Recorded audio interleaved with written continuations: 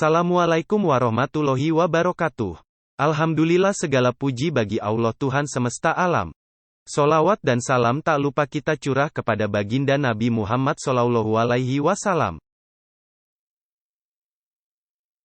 Di tengah pandemi merebaknya virus corona ini, pada kesempatan kali ini, walaupun tidak dapat bertatap muka, mari kita sama-sama tetap belajar, tetap bersemangat dalam mencari ilmu, dan tetap berdoa untuk masa depan yang lebih baik bagi kita semua. Terlebih saat ini juga kita sedang dalam bulan yang mulia bagi umat Islam, yaitu bulan Ramadan. Hai siswa kelas 10 IPS SMA Negeri 8 Kota Tangerang Selatan. Apa kabar kalian? Semoga sehat selalu. Hari ini simaklah pembelajaran online melalui media pembelajaran ini. Pada materi kali ini akan disampaikan materi dan kuis sebagai evaluasi belajar dengan materi ini. Sehingga diharapkan kalian mengikuti materi pembelajaran ini dengan seksama hingga akhir. Materi presentasi ini adalah kelanjutan dari materi sebelumnya, yaitu dinamika atmosfer pada subbab unsur cuaca. Apabila masih belum mengerti, dapat melihat kembali form interaktif yang sudah dibuat di Google Classroom. Indikator materi atmosfer 3 ini masih sama dengan materi atmosfer 2, yaitu menganalisis unsur-unsur cuaca. Sebelum kita mulai materi, ada baiknya kita mengucapkan basmalah bersama-sama. Bismillahirrohmanirrohim. Pada materi atmosfer 2, pembahasan sampai pada unsur cuaca angin. Untuk memudahkan, simak unsur-unsur cuaca berikut ini.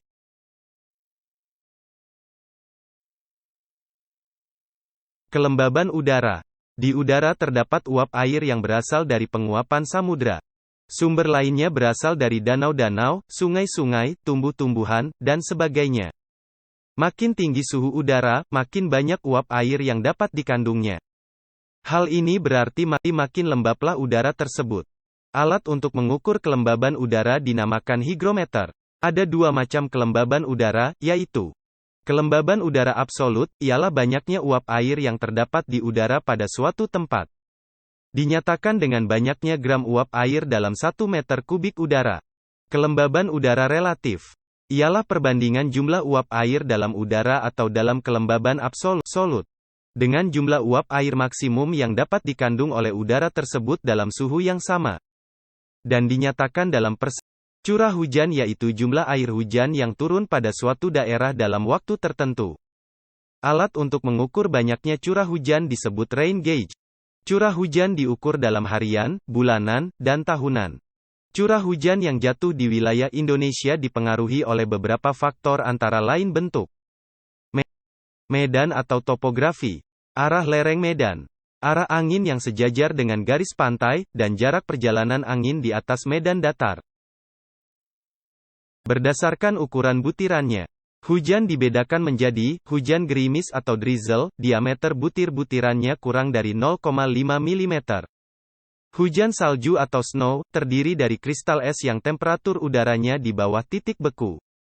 Hujan batu es, merupakan curahan batu es yang turun di dalam cuaca panas dari awan yang temperaturnya di bawah titik beku.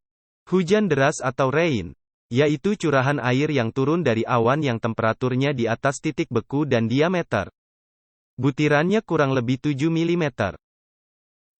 Sedangkan berdasarkan proses terjadinya, hujan dibedakan atas hujan frontal, hujan zenital atau ekuatorial atau konveksi atau naik tropis, dan hujan orografis atau hujan naik pegunungan.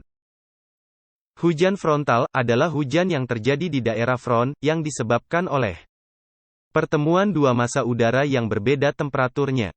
Massa udara panas atau lembab bertemu dengan massa udara dingin atau padat sehingga berkondensasi dan terjadilah hujan. Hujan zenital, jenis hujan ini terjadi karena udara naik disebabkan adanya pemanasan tinggi. Terdapat di daerah tropis antara 23,5 derajat lintang utara sampai 23,5 derajat lintang selatan. Oleh karena itu disebut juga hujan naik tropis. Arus konveksi menyebabkan uap air di ekuator naik secara vertikal sebagai akibat pemanasan air laut. Terus-menerus terjadilah kondensasi dan turun hujan. Itulah sebabnya jenis hujan ini dinamakan juga hujan ekuatorial atau hujan konveksi. Hujan orografis atau hujan naik pegunungan, terjadi karena udara yang mengandung uap air dipaksa oleh angin mendaki lereng pegunungan yang makin ke atas makin dingin sehingga terjadi kondensasi, terbentuklah awan, dan jatuh sebagai hujan. Hujan yang jatuh pada lereng yang dilaluinya disebut hujan orografis. Sedangkan di lereng sebelahnya bertiup angin jatuh yang kering dan disebut daerah bayangan hujan. Unsur cuaca yang terakhir adalah awan. Awan ialah kumpulan titik-titik air atau kristal es di dalam udara yang terjadi karena adanya kondensasi atau sublimasi dari uap air yang terdapat dalam udara. Awan yang menempel di permukaan bumi disebut kabut. Awan dapat diklasifikasikan sebagai berikut. Awan dibedakan menjadi bermacam-macam sesuai dengan kategorinya. Awan menurut morfologinya, dan awan berdasarkan ketinggiannya. Menurut morfologinya atau bentuknya, awan dibedakan menjadi 3 jenis, yaitu awan komulus, awan stratus, dan awan cirrus. Berdasarkan ketinggiannya, awan dibedakan menjadi 3 jenis, yaitu awan tinggi dengan lebih dari 6.000 meter hingga 9.000 meter, karena tingginya selalu terdiri dari kristal-kristal es. Awan sedang berketinggian 2.000 meter hingga 6.000 meter. Awan rendah di bawah tinggi 200 meter. Awan yang terjadi karena udara naik, terdapat pada ketinggian 500 meter hingga 1.500 meter. Awan tinggi dengan ketinggian lebih dari 6.000 meter hingga 9.000 meter. Karena tingginya selalu terdiri dari kristal-kristal es, awan tinggi antara lain awan cirrus adalah awan tipis seperti bulu burung. Awan cirrostratus adalah awan putih merata seperti tabir. Awan cirrocumulus awan yang seperti sisik ikan. Awan sedang dengan ketinggian 2.000 meter hingga 6.000 meter. Jenis awan sedang antara lain, awan altocumulus adalah awan bergumpal-gumpal tebal. Awan altostratus adalah awan berlapis-lapis tebal. Awan rendah tinggi di bawah 200 meter yaitu awan stratocumulus adalah awan yang tebal luas dan bergumpal-gumpal. Awan stratus adalah awan merata rendah dan berlapis-lapis. Dan awan nimbostratus adalah lapisan awan yang luas, sebagian telah merupakan hujan. Awan yang terjadi karena udara naik, terdapat pada ketinggian 500 meter.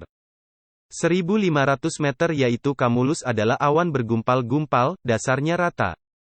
Awan cumulonimbus adalah awan yang bergumpal-gumpal luas dan sebagian telah merupakan hujan. Sering terjadi angin ribut. Sampai di sini kita review dulu sebelum melanjutkan materi untuk indikator pembelajaran yang berikutnya. Hari ini kita sudah membahas indikator menganalisis unsur-unsur cuaca dalam 3 part presentasi online. Unsur-unsur cuaca yang sudah kita pelajari yaitu suhu, kelembaban udara, tekanan udara, angin, awan, dan hujan.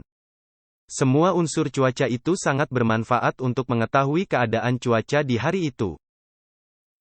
Sampai di sini materi presentasi atmosfer 3.